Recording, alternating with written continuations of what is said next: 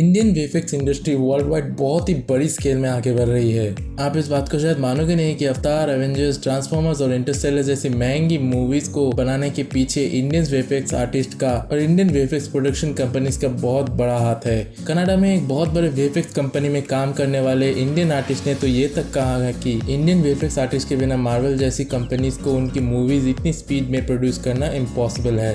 तो इस वीडियो में मैं इसी चीज के ऊपर बात करने वाला हूँ कि why Indian VFX is so important for Hollywood. तो इस पे बात करने से पहले जानते हैं व्हाट इज वीएफएक्स। तो मूवी प्रोडक्शन की दुनिया में वीएफएक्स कुछ ऐसे टेक्निक्स को बोला जाता है जिनका यूज करके किसी भी सिनेमैटिक शॉट या किसी भी कैमरा क्लिप के अंदर कोई भी विजुअल एनहांसमेंट करने को कहते हैं वीएफएक्स।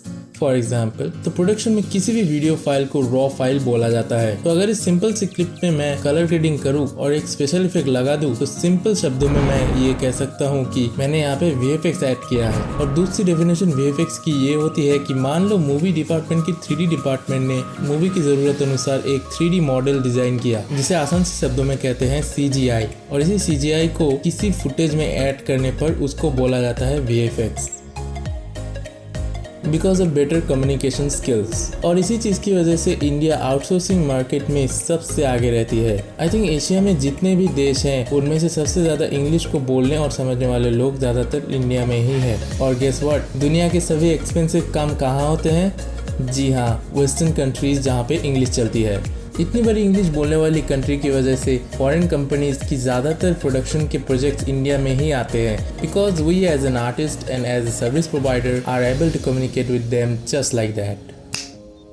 तो इसके बिना तो हम इंडियन सोसाइटी को इमेजिन ही नहीं कर सकते। You know, hard working nature हर एक इंडियन की रूटीन का पार्ट है। मेजॉरिटी लेवल्स पर इंडियन वर्कफोर्स बहुत ही ज़्यादा हार्ड वर्किंग है और फिल्म प्रोडक्शन में टाइम की सबसे ज़्यादा वैल्यू होती है। वर्ल्ड वाइड लेवल के अंदर कुछ ऐसे भी केस है जहां मूवी प्रोडक्शन की वैल्यू एक एक दिन के अंदर 1-1 करोड़ में जाती है। इन महंगे प्रोजेक्ट्स को टाइम पे पूरा करने के लिए कुछ ऐसे लोग चाहिए होते हैं जो टाइम पे काम को पूरा कर सके।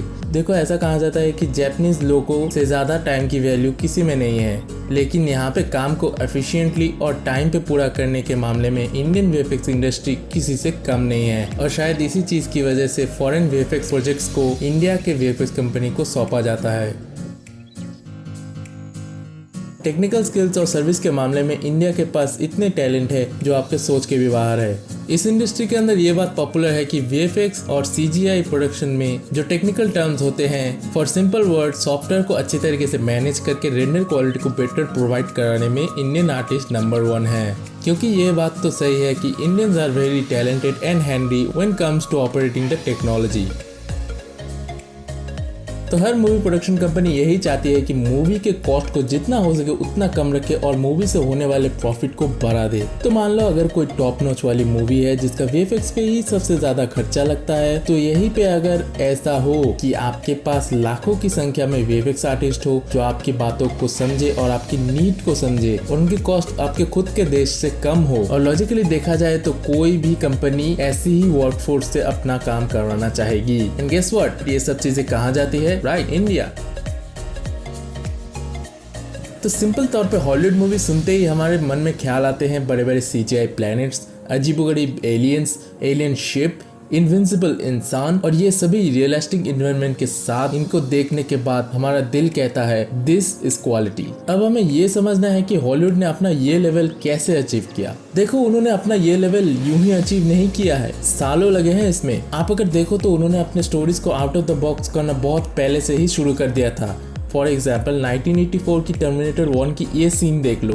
80s के टाइम के उन लोगों के दिमाग में ऐसे आइडियाज थे और उस समय उनसे जितने भी रिसोर्सेज बन पाए उनसे उन्होंने ऐसे सीन्स को क्रिएट कर दिया जो आज भी हमें चौंका देती है। तो अगर वो in out of the box stories के ऊपर काम नहीं करते तो मुझे लगता है कि वो इस क्वालिटी को अचीव नहीं कर सकते थे।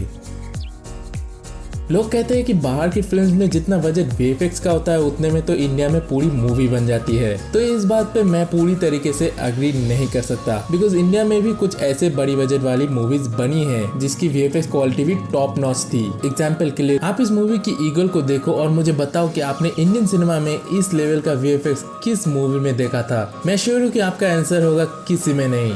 यहाँ पे प्रोडक्शन कंपनी ने वीएफएक्स आर्टिस्ट को अच्छा खासा पैसा देके एक अच्छी क्वालिटी की वीएफएक्स करवाई, लेकिन इंडियन ऑडियंस इन मूवीज के प्रति सपोर्टिव ना होने की वजह से इंडियन मूवीज वीएफएक्स में ज्यादा पैसा खर्च नहीं करती। और यहाँ पे एक और रीजन है इंडियन मूवीज का एक्टर सेंट्रिक होना। पूरी की पूरी मूवी इंडस्ट्री बहुत ही ज़्यादा एक्टर सेंट्रिक है।